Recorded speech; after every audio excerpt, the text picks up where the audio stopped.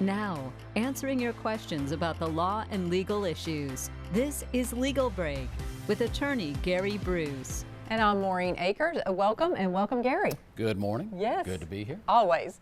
All right, today's question, Gary, here we go. What if I don't have health insurance to cover my medical expenses? Ooh. So, this comes up a lot, another Google question. And I think the better question is, what if I can't afford even my deductibles?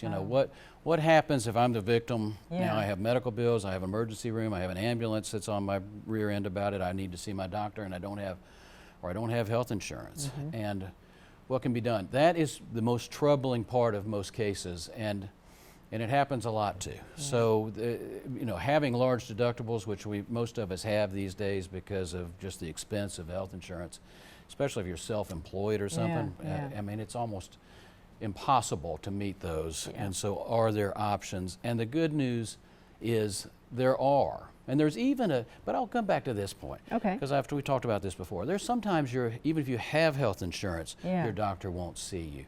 I see that a lot, unfortunately. But all right, so are there solutions? Are there any options? Are there any options for those that have this? And there are. Yeah. So there are options. One is, and it's not used enough, but hospitals and medical care providers in Georgia anyway can file liens. They can file something with the court saying, here's what we provided, here's what we think's fair to be paid. Now that's always a contentious issue. I mean, where do these bills come from? I can't even fathom where these numbers come from. But they can make a claim for it and put it on the court record, and then it has to be paid if there's a resolution of the case. Okay. And that's underutilized, but a very powerful tool that health providers can use, and they do a lot with the emergency room bills. They do, okay. So we see that a good bit, but they have to be satisfied. So there's protection. So they can provide the help you need and be assured that they're going to be paid something, hopefully in the end.